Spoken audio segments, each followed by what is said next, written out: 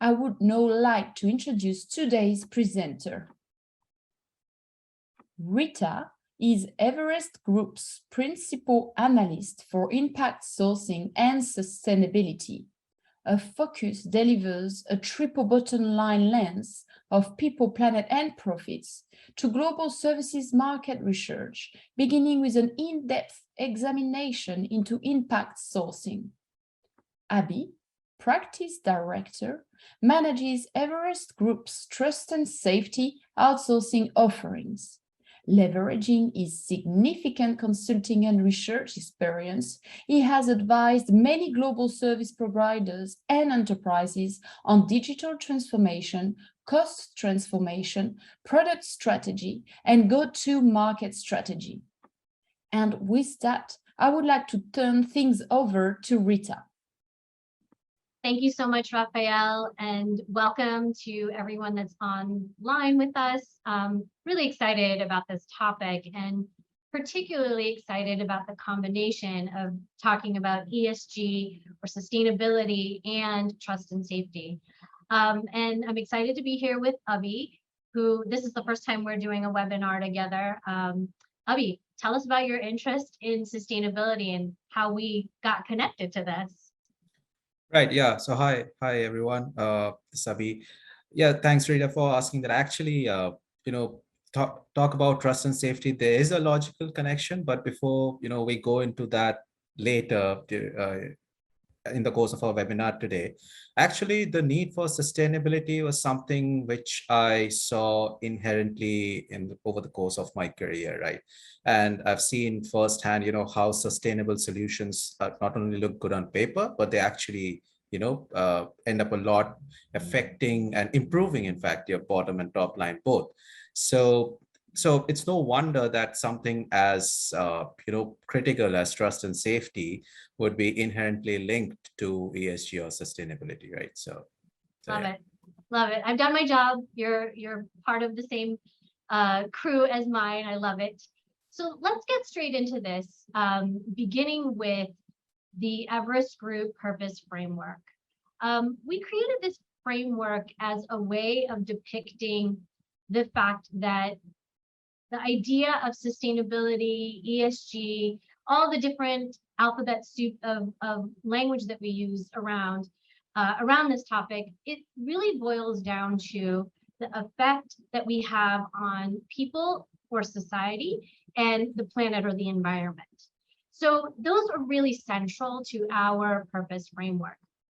What we've also shared in this framework is an important component, and Abby alluded to it, that there's often a top line benefit to that sustainability conversation. So that's the business case and profits that's wrapped around both of these concepts. And in order to do it well, in order to do business well overall, there's a necessity to have governance also wrapped around the concept of this purpose framework. I don't want to get into too many details. I think hopefully those that are on the call have seen this as we've talked about ESG across a bunch of different service lines. But around this framework, we've given some indicative ideas around what we mean about people, planet, profits, and governance. So, we'd rather just dive straight into what it is that we've been doing at Everest Group from a sustainability perspective. Really, this has been not a vertical, but more of a horizontal, as you'll see. We're talking about ESG across our entire service offering, and this is just a smattering of some of the places that we've talked about it. And these are reports, but we're blogging about it, we're doing webinars, we're doing LinkedIn Live, and sometimes doing fun things with our LinkedIn Live by planting trees based on reactions. So really trying to engage a lot of different people on the sustainability topic to really mainstream it. So getting into the topic of today, Abby, can you take us through what the trust and safety process map really looks like?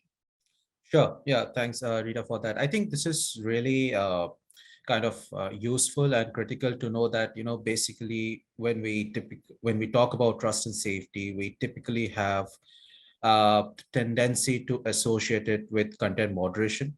While that would largely be true, since probably makes up at least 50% of the entire trust and safety services, if not more.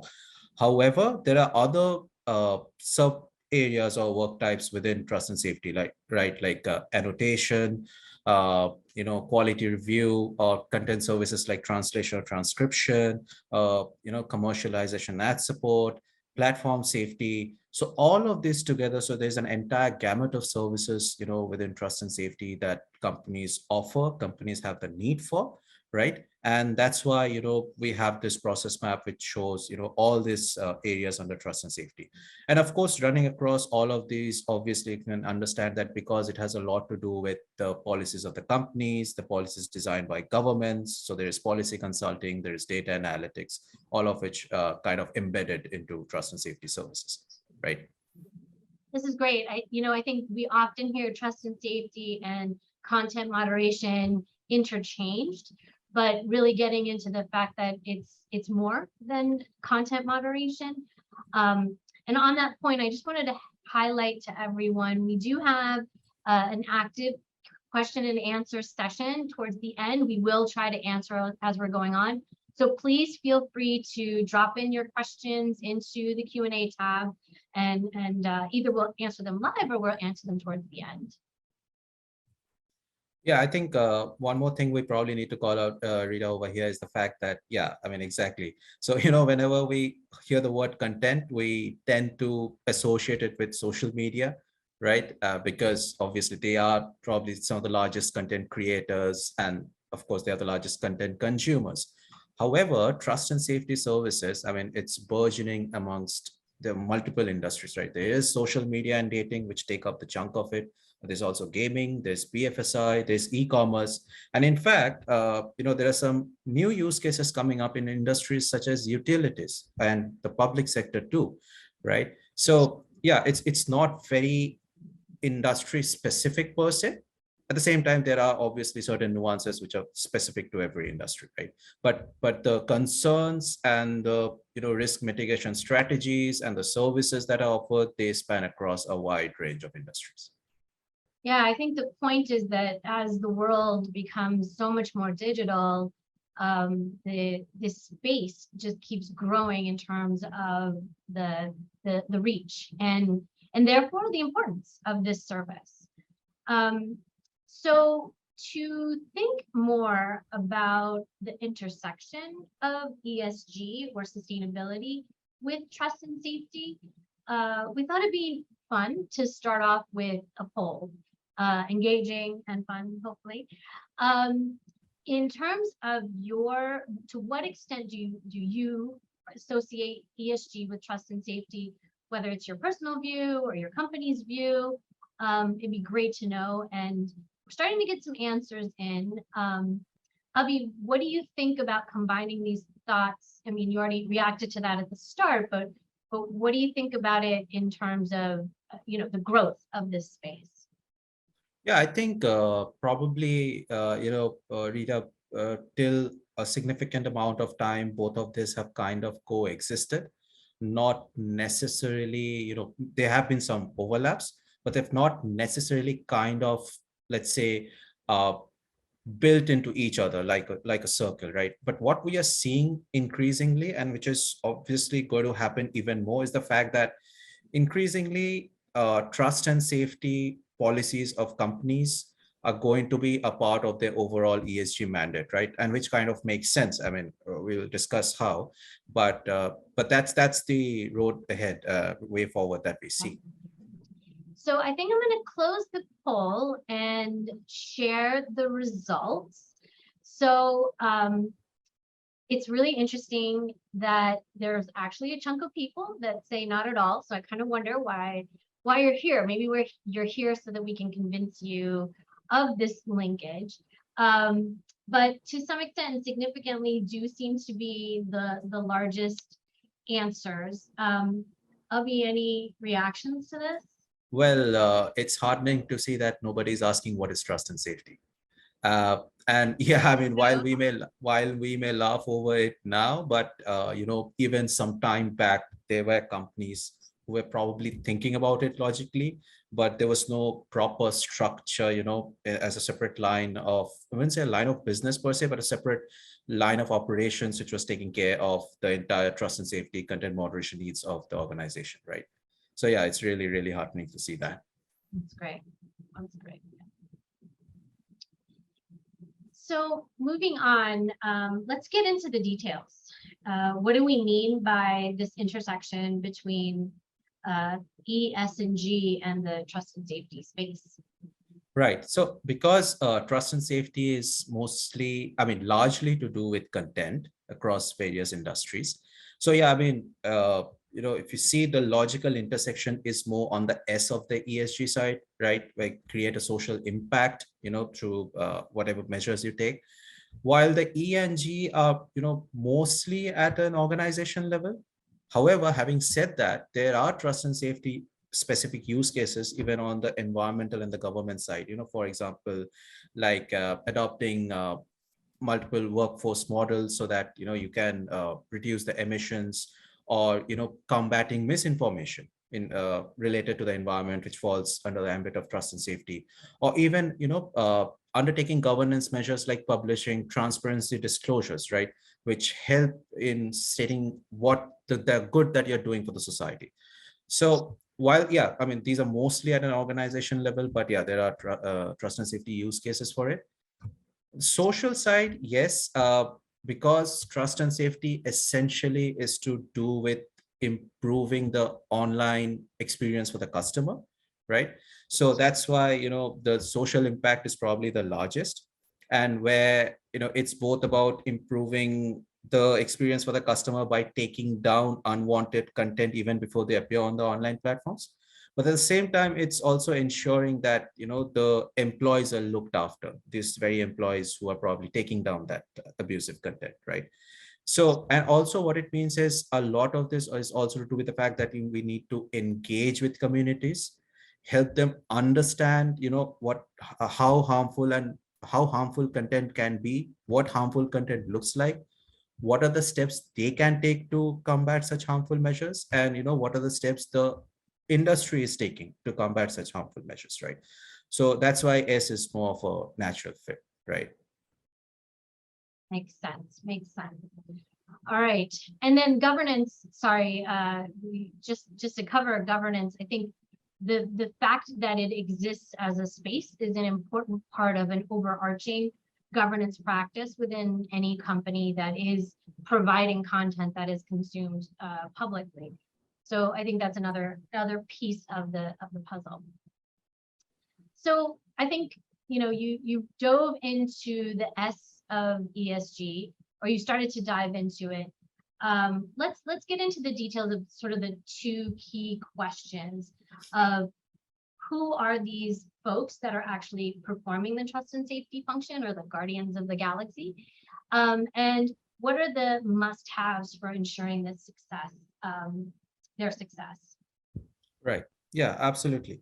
So while the entire ambit of what a content moderator, or guardians of the online galaxy, that's fondly called as, that entire ambit is pretty large, because that entire trust and safety value chain has multiple services, with each sub area having its own nuance. But in a nutshell, content moderators are essentially those folks who are helping keep the online platforms safe for us, right? By flagging, identifying, and taking down harmful, egregious content even before they're displayed on the public platforms, right? So what it means is that as a part of their job, they either, watch or listen to, or, see text, whatever the medium may be, of such harmful content day in, day out, all through the day, right? Which obviously that means that there is an effect on the mental well-being of such content moderators, right? Yes, there are a lot is being done to combat the effects of these, but content moderators, the skill that a content moderator brings to the table, while it may not seem very, I mean, it may seem very transactional in nature, but it's such a critical skill and a critical job role today, right? Because given the humongous amount of content that is created and consumed on a daily basis. So, the more we talk about it, it is still less in comparison to the kind of work that they're doing. So, performing such tasks, basically, it requires that content moderators are armed with two characteristics. One, they have a culturally diverse worldview and a very narrow worldview. What it does is that in terms of moderating content, you miss out on the context, right? But while they're doing it, what we also need to ensure is that the moderators have the highest levels of support that they can get from their employer, right? Because it affects them so deeply. There is a need and a requirement for extensive support to such content moderators, right? So that's what we're going to deep dive into in as we go through this session. So if we can go to the next slide, please. I just wanted to quickly say we're okay on the slide, but we already did get a question about some of the best practices in trust and in hiring moderators for trust and safety. And you already touched on the fact that having a diverse worldview is an important concept or an important aspect of this. Now let's see, what is it that we're talking about here, Abhi? Right. So here's the thing. I think also happy we received a question around this. So today, if we see the content moderation that is done, right, ideally it should have been fully automated. Unfortunately, it is not. And there are multiple reasons why it is not, because for one, the AI is still not robust enough. And although there are years of training data, but it's not enough to make the AI 100% accurate, which basically means that human intervention is required. And so because human intervention is required, so that's where content moderators come into play. Now, content moderators, while they are moderating the content themselves, one of the other critical roles that they play is also training the AI so that it can automate the moderating of such content as much as possible and reduce the need for exposure to such harmful content for the humans, right? However, what happens is that as of today, the training data for AI, right? The AI often produces very racist or sexist stereotypes, right? Because of the inherent bias in the data that they are drawing from, various sources. Now, what is important is that, as an organization, when you are creating a team of content moderators, it's very important to have people from very diverse backgrounds, right? Because every person brings with him or her, an entirely new thought process, an entirely different point of view. What that does in turn is, one, it helps train the AI better because now your data has a lot of viewpoints built in, a lot of context built in from, multiple cultures, multiple languages, multiple regions. And at the same time, it also helps you localize your services, which in turn then again helps, the AI perform better. So it's like a very fine cycle to have if you have a very diverse team, which is why we have said diversity, equity, inclusion, and belonging in trust and safety. Because the two most critical parts of content moderation in terms of training the AI using ethical, unbiased, fair data, as well as the localization considerations in content moderation, where you create output which is highly localized and you do not miss out on, or rather, you do not moderate content just based on some black and white principles. So for these two, it's very important that you have people with, various backgrounds, right? So that's one. The other thing is that if you see also the fact that even on the internet, right, the rise of languages, other than the major spoken languages in the world, right? So as the internet penetrates more and more regions in the world, so obviously there are a lot of speakers who historically would not have had that much access to the internet, or the content historically had been produced in certain major languages, right? Now the content produced in niche languages is increasing. So how do you kind of cater to this, segment of the world population who is neither creating nor consuming content in the major languages. The way to do that is obviously you create localized content, but while you do that, you also have to make sure that your content moderation policies and your AI engines and your human moderators can moderate the content in that language, right? Because every time you translate it into some other language, for moderation, some context is lost. So for all of this, yes, DEIB is extremely, extremely important in trust and safety.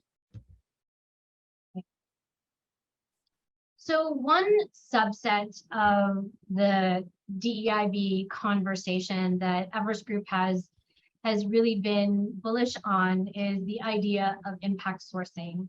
And impact sourcing is the idea that people from marginalized communities are intentionally included in the workforce of service providers. And I would say, one of the most important words in that sentence or that definition is the intentionality of the activity and of that hiring.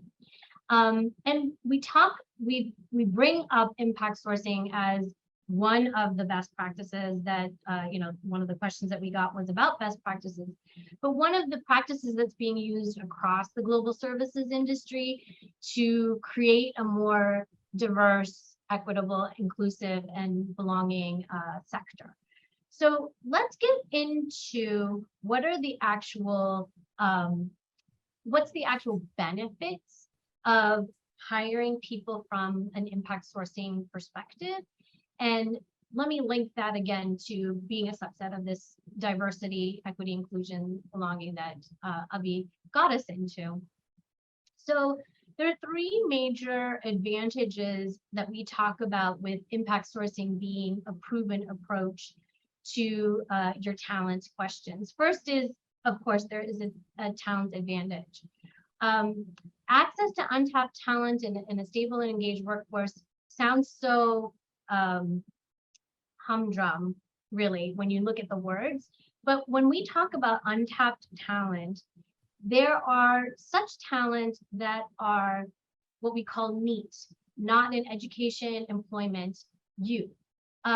There are other parts of communities that are typically excluded, people that have lower levels of education. And from the previous image, you would have seen people with disabilities are often in that group. Women are often part of that group. So seeing that there are untapped talent that could be part of your workforce and part of this solution is a really important aspect of looking at impact sourcing and specifically inclusion and trust and safety. We also see that there's a business case. So getting back to my purpose framework, there is a business case to hiring with an impact sourcing model.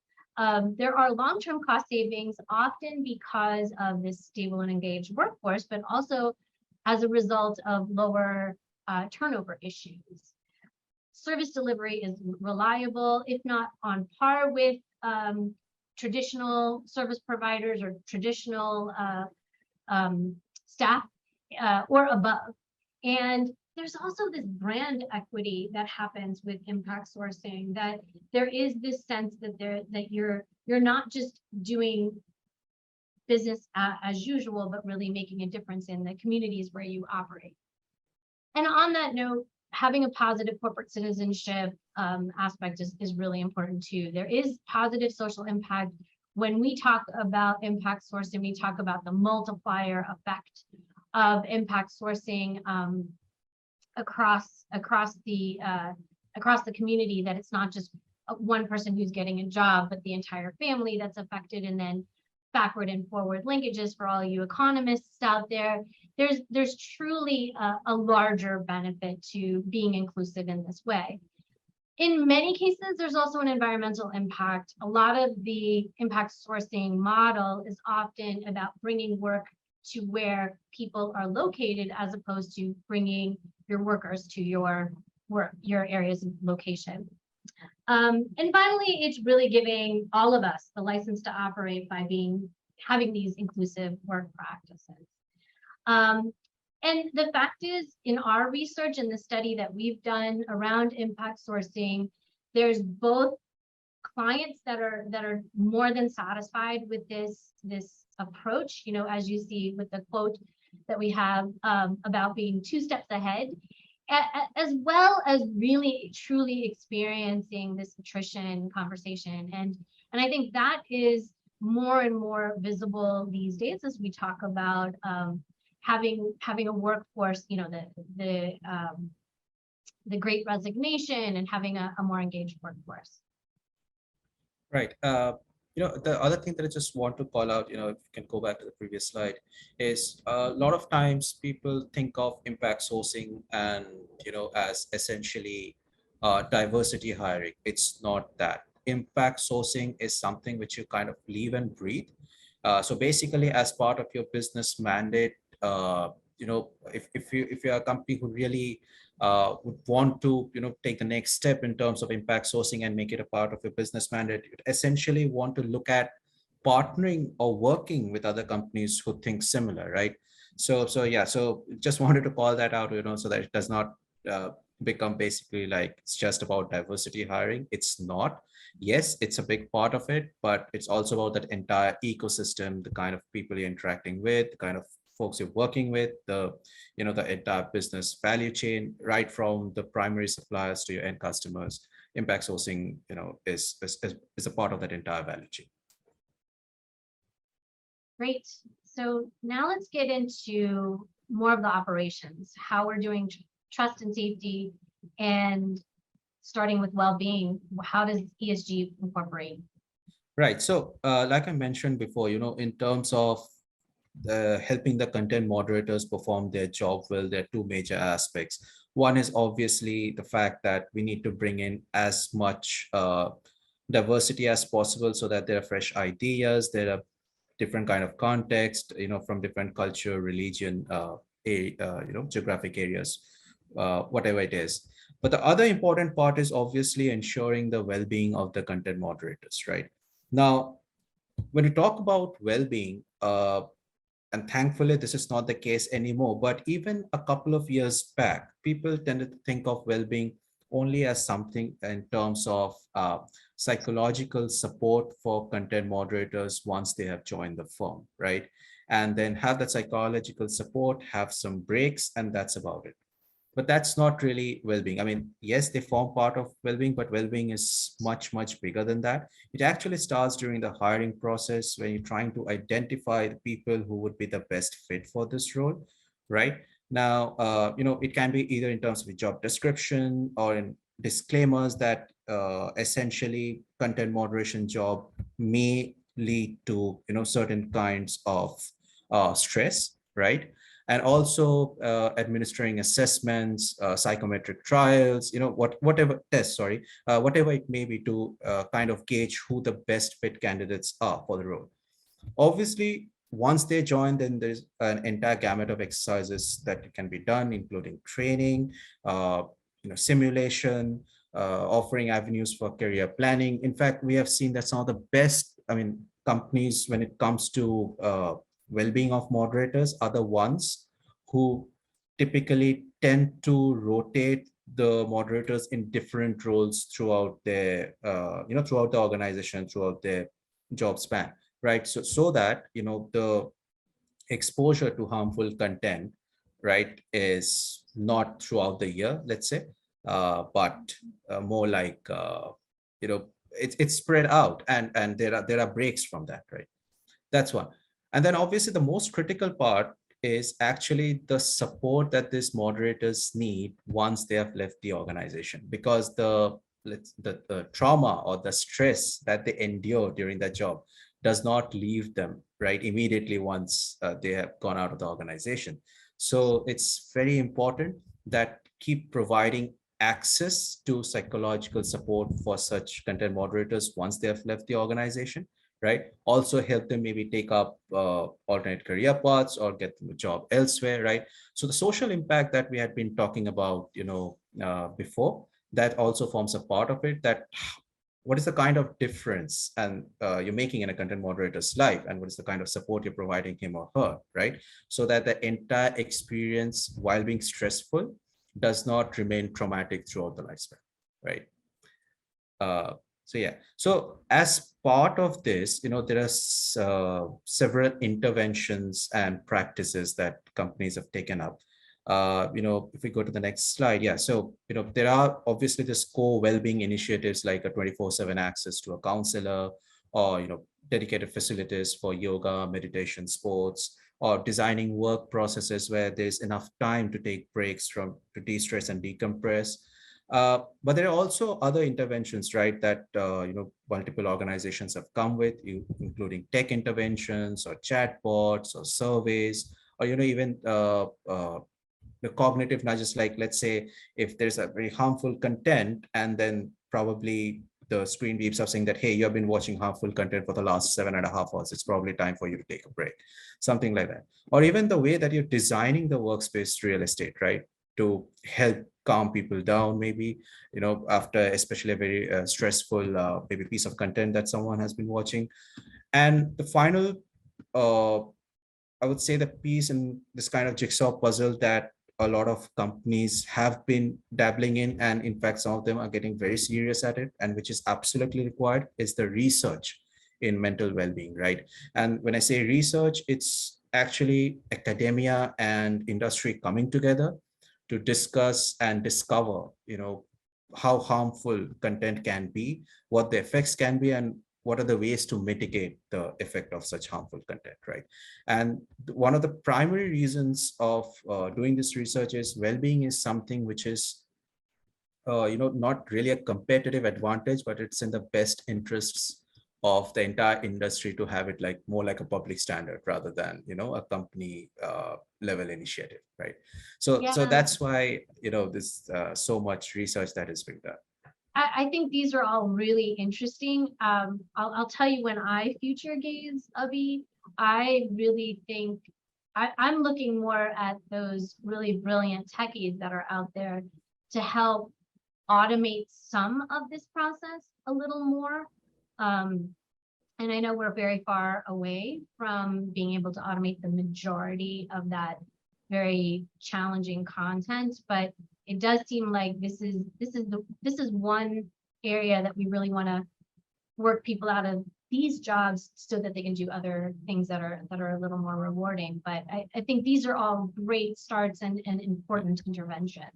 Yeah, I mean, wellness is one of those areas where, the time-tested, age-old philosophy that we have of people, process, and technology. Wellness is one of those areas where all these three need to come together to make it, really, really robust, right? Because unfortunately, human behavior is not going to change in terms of production of egregious content. So, we might as well try to mitigate the effects over here, right? So, yeah. We can only be so hopeful, Avi. Yeah. Great. So I think I hope this was a good overview of where we see the overlaps of particularly the S in the ESG with trust and safety. We also see that enterprises across the industry are sort of the overlap between the S and the G and the ESG is that enterprises across industries are being a lot more transparent about what they're doing from a trust and safety perspective. All of these platforms that you see are being very open about the interventions that they're putting out there. They're adjusting them along the way. I think they're all evolving what they need to do in these spaces. But I think, Abhi, as you said, as long as we're in a moment in time, at least, where society does come up with egregious content and difficult content, we're going to see these companies continue to evolve and try to manage that. Right. Yeah. And the fact that there are multiple organizations now either publishing transparency reports or like Amazon verifying purchase reviews. What it does is it not only shows that the industry as a whole is very serious about tackling harmful content, but it also kind of gives the consumers the confidence that, hey, I can go on an online platform, there is a lot being done to make it safer for me. Yes, there are some slippages that happen from time to time due to whatever reason, but that does not mean that the industry is not doing anything about it, right? So it's kind of reinforces trust, right? So there's something we keep saying, and we like to keep saying, like enforcing trust through safety, right? So this is one of those things that not only are you doing your bit, but you're also letting the consumers know that, hey, we are there for you, right? Yeah, it's actually pretty good, and it has a lot of benefits, right? So All right, so some of you have been really active on the Q&A, others have not. Please do keep feeling free to put questions in. Just to get us all awake a little more, hopefully we haven't been boring you, we have another poll. And the question is, what are the biggest challenges to integrating ESG into your trust and safety program? We're asking you to pick one. We do realize that there could be multiple challenges. But do tell us, what is it that you think is your biggest hindrance? The cost of doing it, the supply of resources, uncertainty on what the business returns are on this space, operational risks, or even just there's not enough understanding. Right. I think one of the things that probably want to call out over here is that we understand that there is a regulatory risk around it as well. So, if you feel that regulatory risk is proving a hindrance for you, I think you can vote still for in other operational risks, right? We will accept that. Right. Yes, and that's absolutely true. I think part of the G is that the regulators keep changing the rules, which is important, but it's important to meet those laws. So let's close the poll in 5, 4, 3, 2, 1,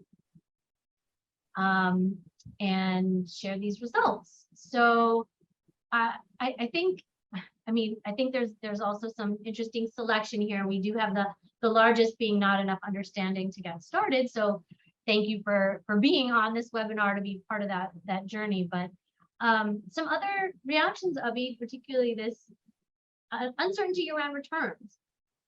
Right. I think, on the face of it, sometimes it becomes difficult to kind of figure out that how ESG would, help improve your returns in a, let's say, a cost function like trust and safety, which typically does not, impact your top line directly, right?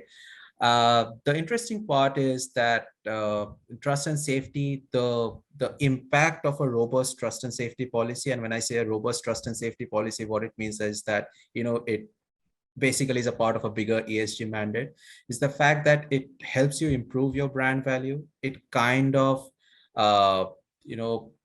protects you from the shock of, not the shock, but the fallout of a negative publicity that sometimes happens, right? So yes, it directly does not affect your top line, but indirectly it does, right? And every organization who deals with content, right, invariably you would see that they effectively have had or are thinking of a proper content moderation operation, right? Got it. All right, so let's move on. I think Avi, you and your team have a lot of insights into the trust and safety function. Tell us what's next for buyers and providers. Right. I think, for as far as the implications for stakeholders are concerned, so there are, multiple questions, let's say, to be answered, and multiple things to think about, in terms of trust and safety and ESG. So, from the leadership perspective, it may be more about setting up the firm's ESG agenda. And like I mentioned before, that have a very holistic agenda, which already includes your trust and safety, mandate as well, right? Rather than thinking of them as two different buckets. Maybe include, like, for example, if given over here, wellbeing initiatives under ESG reporting. We've seen like the remarkable results of what happens when people come to know, that the company really, really supports its employees, right? So, we have enough empirical evidence to see that, metrics like NPS and the general perception about that company for even, amongst people who are not part of that company, that just really shoots up, right? Then again, like I mentioned before, it can help you tackle negative publicity, improve the transparency of the company, all of that helps. The roles and the implications are different for different stakeholders. So we have, on this deck, we have the roles and the things to think about for different teams, like for business teams, for the HR teams, all of that. But I think one of the important things to go and think about, when go back for all of us, right, is the fact that, more than anything else, what are we going to do to create an entire ecosystem of sustainability, right? So like I mentioned before, it's not only about hiring the right kind of people, but it's also working with the right set of stakeholders, right? It's working with the right set of companies who believe in the same ethos that you have. So all of that are very critical. And every person in a company, right, through the entire value chain of the company, has a role to play in this, right? So it's not something, it's, let's say, it's only the leadership needs to think about it and just percolates and that's about it. It doesn't work like that, right? So as organizations, we would encourage them to participate in ESG initiatives, right? But encourage them to set metrics and then compare their performance against that metrics, right? So for example, maybe a very base example can be that, hey, how much spend have we had with organizations who have a very robust ESG policy, right, in a year? And then see that, okay, do we want to, let's say, maybe take it up to 20% next year? Things like that, right? So when you actually have those set as a mandate, it really helps, right? And that's why those are, like I said, it's really important to think about creating an entire ecosystem of sustainability. Great. So, and I think, you covered this in your last comments about what's next for the social strategy, in thinking about the marketing approach, the way that you're doing specialized recruitment. And in particular, we talk a lot in the impact sourcing space about the ecosystem, the fact that you need partnerships from nonprofits that are doing, often doing recruitment and vocational training, to governments that are often subsidizing that kind of training or incentivizing that kind of hiring. In fact, we did have a question in the Q&A about overcoming, this was from Akash, who said, how do you overcome labor laws which don't allow for this kind of biased hiring? Or even we've heard the comment about data collection. How do you categorize a person as marginalized? And I think these are really good insights.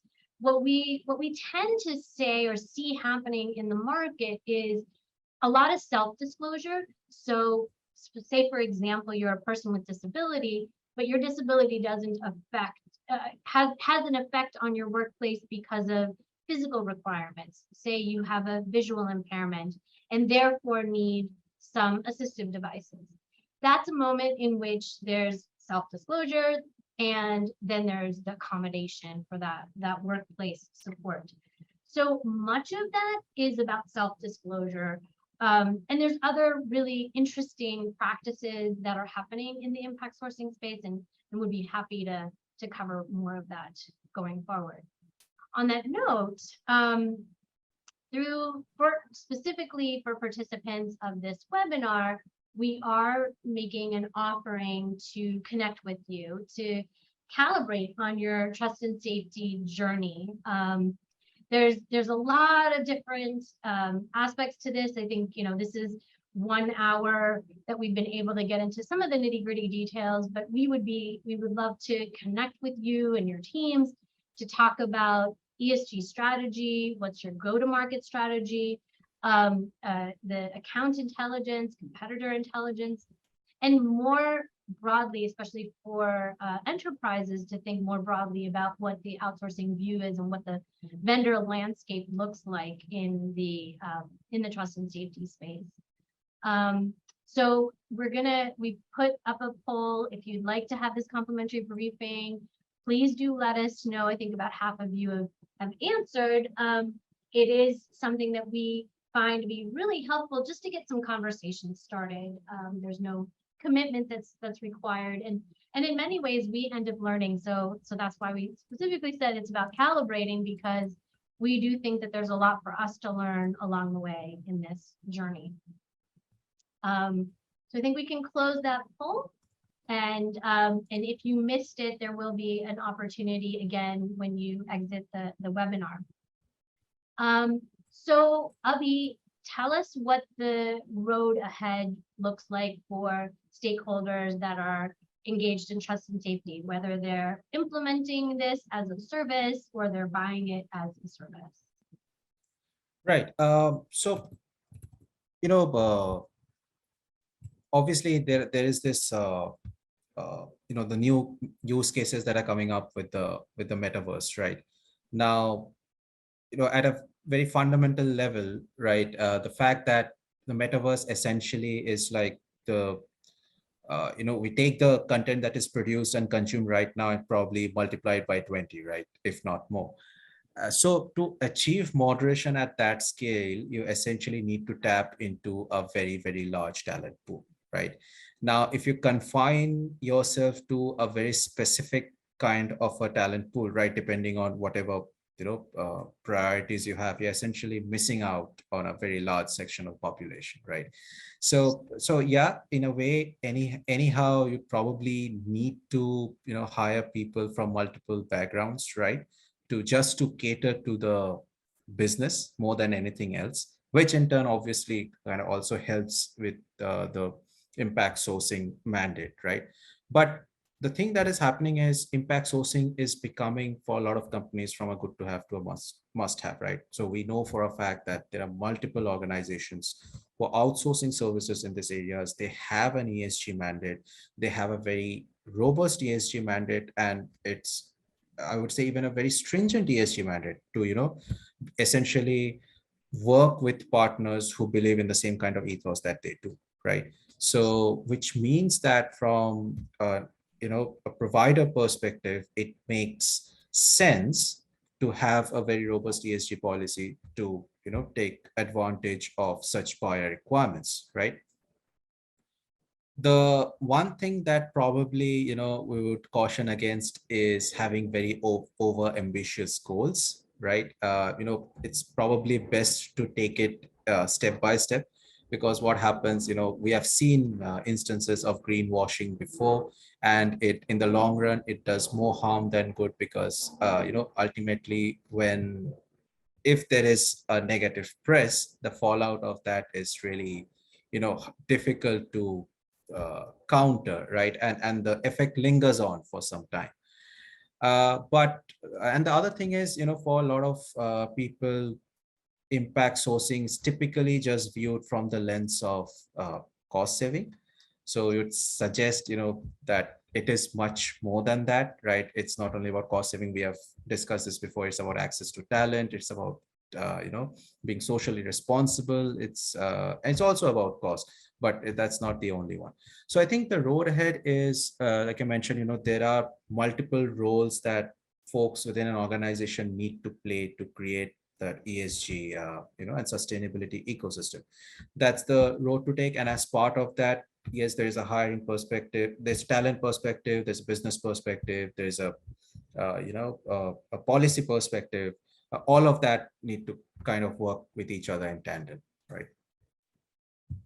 I think these are really great calls to action, Abhi. And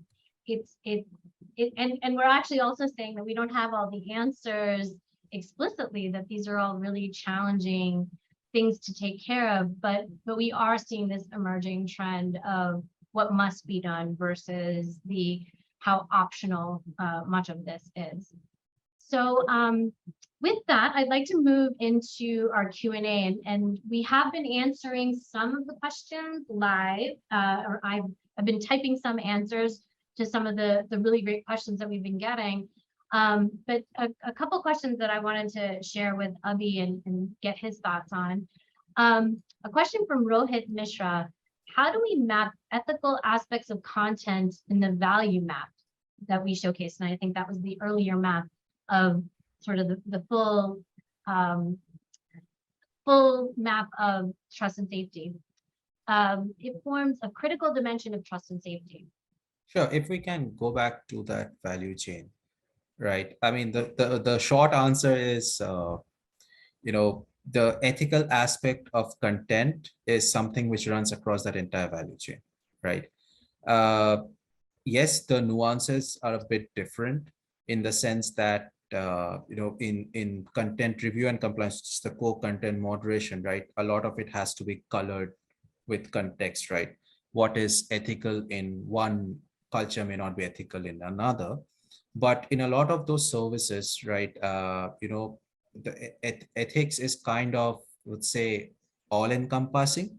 So when providing that service, you have to be ethical. And that is, one of the reasons why we, mentioned that the role of ethical AI in terms of how you're training it and the kind of output that AI is providing, that is really, really critical, right? In fact, I think there was a survey done a couple of, I think last year, I don't remember the exact time, but they said that, the number of complaints that they were receiving from some of the most populous nations in the world in terms of, harmful content was much less than, some of the less populated nations. And it has nothing to do with the fact that, that people were less aware. It was just that the nature of the content that was being produced and consumed, it really did not have that context in those local languages, right? Which is why people were finding it difficult to raise complaints. And also, the community standards were not being communicated, in those local languages.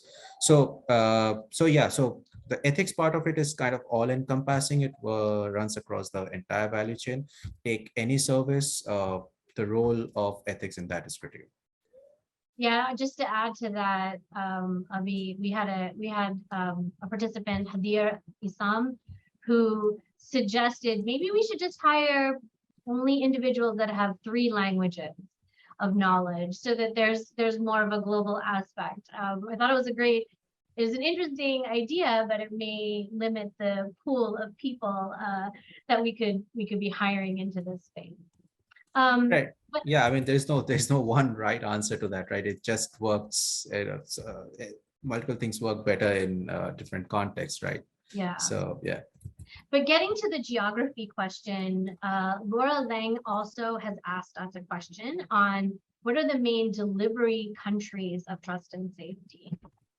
So as of today, most countries in Europe, Asia, North America, they have their locations there to, centers there to perform and provide trust and safety services. Africa is coming up as a major location, we know for a fact. LATAM as well. There are obviously certain issues and challenges which are present in every location and every region which need to be solved for. But yeah, I mean, we can have a more detailed discussion around this, you can always reach out to us. We have our research and our insights, related specifically to trust and safety around the locations, right? And we'd be happy to talk to you. Yeah, and I think, Abhi, on the topic of trust and safety and ESG, if we sort of go back to our earliest advice in all of this, having delivery in the location where the content is coming from is ideal, because of being able to respond to the nuances of the context, and even if the language that's being presented is English, it could be widely different contexts depending on where you are. And we also got some questions. We got a question here from John about standards in place for AI. I don't think there are any standards as such. It just so happens that, and here's where human moderators play a critical role. They typically what happens in content moderation is that, you take an output sample or batch at random produced by AI, and then you check the conciseness, the preciseness, the correctness of that data. And multiple times it has been seen that, if there is no human intervention in the data that is being fed to the AI, or it is being fed poor data, the kind of output that AI produces, it's without context, it's sometimes racist, sometimes sexist, right? So all of the problems that we have, right? So yeah, there are no standards as such which have been set up for AI per se, but it's more of a self-service, so to speak, that you try to train the data, train the AI with as much diverse data as possible, right? Yeah, and I think that alludes to a question that just came in, and I'm very sorry, I can't say your name. Kamil Selvan. I said that terribly. You mentioned about academia and industry coming together to research. Is there a consortium that's bringing the social media companies together? And just in terms of standards on ethical AI, I would say my sense of this space, particularly from an ESG perspective, is that there are a handful of organizations that have come together to start trying to put some parameters around this. We wouldn't necessarily call those standards. They're not, they wouldn't be like an ISO standard, but there are some extremely smart people that are bridging academia and industry to come up with what those nuances, how those nuances can be managed. And we'd be happy to share those kind of resources as a follow-on to this event. Avi, I think we have someone who's joined us all the way from Japan.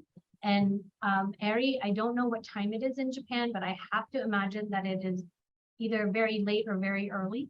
But Ari has asked us about standards, but more around impact sourcing, and has asked, is it correct to understand that in the future, incentive design and rulemaking will advance in order for companies to intensely consider using impact sourcing? And I would say yes. I mean, just as a extension to the answer to your earlier question, there are some countries that have started to put requirements around certain percentage of hires. We've seen that with persons with disabilities, but in places like South Africa, they've now embedded into their legislation, into their requirements, the term of impact sourcing, because they see inclusion as such an important aspect of the way South Africa needs to develop, both because of the high youth unemployment as well as historical reasons. So, I think the answer is that it's definitely an evolving space and much to see coming. Avi, we have many other questions that we weren't able to get to, which, we apologize profusely for not having enough time. I think that the topic is so interesting to the Everest Group team. I think that means we're going to be doing a LinkedIn Live sometime soon, I hope. In the meantime, hopefully the related content that we have here will be useful to you. And again, you'll have an opportunity as you sign off from this webinar to sign up for, a touch point to understand what our research is saying about this space, as well as to get a sense of what you should be doing. And with that, I hand it back to our moderator.